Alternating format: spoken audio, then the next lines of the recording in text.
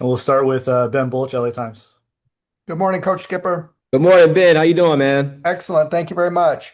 A little bit of a similar challenge to a couple of weeks ago, right? I mean, I know it's a different team and a different stadium, but flying across the country to play one of the top teams in the nation at a really big stadium with a lot of people. Was there anything from that Indiana game that you took away from it that can help you going into this similar challenge Saturday against Ohio State?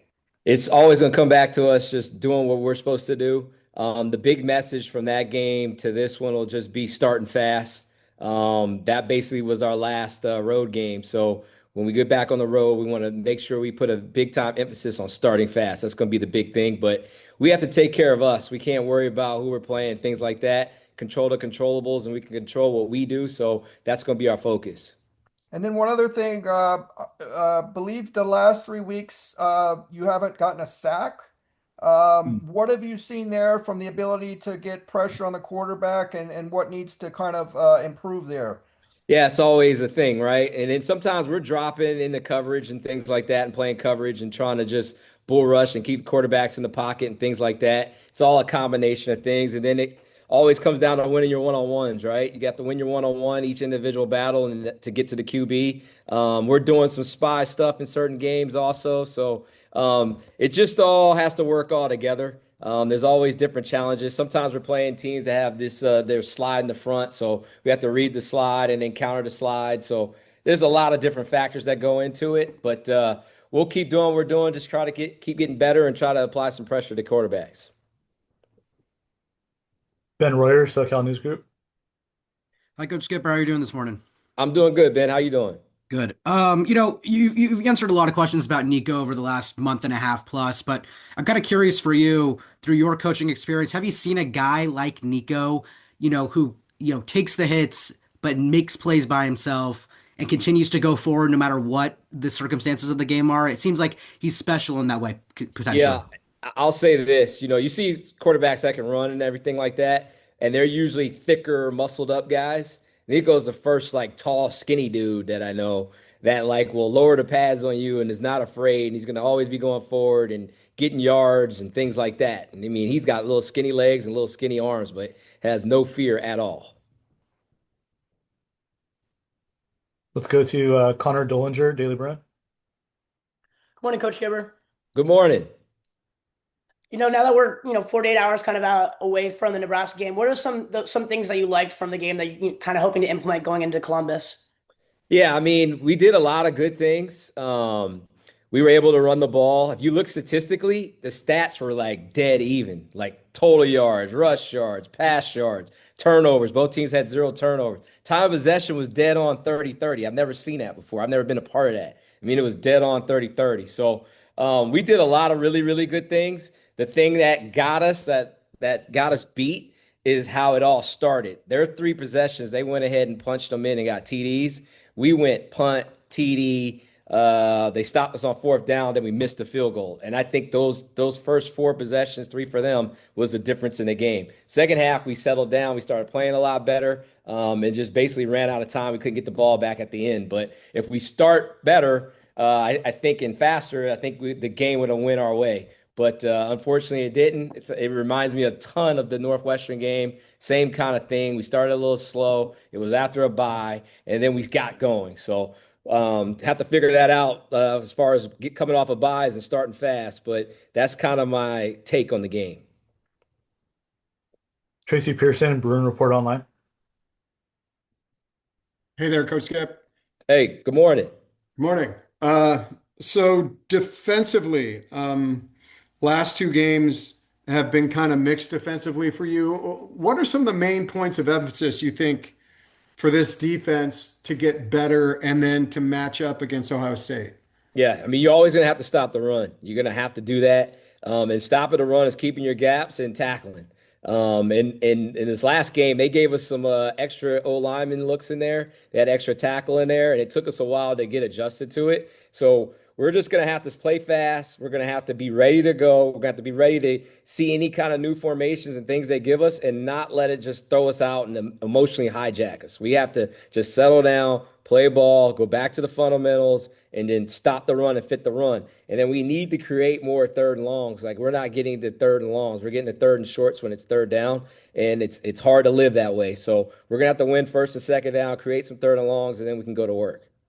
Now, you were talking about Nico, skinny arms and skinny legs, and when he starts scrambling, do you like cringe a little sometimes when you're seeing him out there in open field, maybe being pretty vulnerable? I mean, he looks the way he runs, he's very, very tough, obviously, but sometimes you're not like worried about injury. I mean, you could worry about injury all game for every one of the players if you wanted to. But with him, he's dangerous with the ball in his hands, and he wants the ball in his hands. Like he wants that. And I think the contact helps him settle down. Obviously, he's your starting quarterback, and you don't want him taking big hits and things like that. But if they're going to give him running lanes, he might as well take them. I kid with him all the time. I say, man, every now and then you might want to slide a little bit. But, when you have a natural runner like he is, you kind of just let them go do their thing. Back to Ben Bulch. Wanted to follow up on Garrett DeGiorgio went out. I can't remember if he came back. I just want to know what his status is and what does the offensive line need to do to kind of help the run game get going a little bit more besides Nico? So Garrett spasmed up to where he was like struggling to walk at the game. And then he did not return. He didn't come back into the game. And then I saw him yesterday. He was walking a lot better. So today's a heavy treatment day, as you know, and we'll see where it goes and progresses tomorrow. But we're gonna let him do all the stuff he needs to do today, and hopefully we can get him out there tomorrow. But we'll see tomorrow how he's feeling and doing. What was the other part of your question? Did you ask me about the Run O-line? game. How can the offensive line help the run game? Yeah, yeah. So, sticking to our blocks would be the main thing I would say. Like we're getting up to where we need to be, just controlling who we're blocking. This Nebraska game, they did a lot of stimming. So they stemmed pre-snap to try to mess with our points and all our stuff and our aiming points on who we're blocking and things like that. So we just can't let all that type of stuff mess with us. We have to stay on our tracks and the ball carriers stay tight to the blocks and just 10 guys blocking so one can run. That's the bottom line of what we're doing. Benjamin Royer. It's a loaded question because of the type of team Ohio State is, but what have you seen from them in early film preparation and what makes them such a talented roster? I will say this. They have a lot of big time players. And the most impressive thing is they're playing complementary football and playing as a team.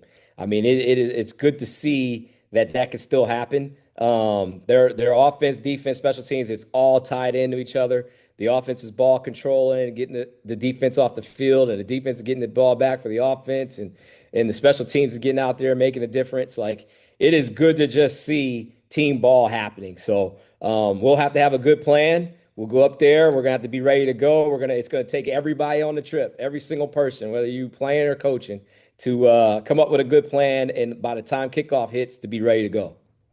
And then lastly for you, coach, from me, since you took over, you haven't had to deal with back-to-back losses like this.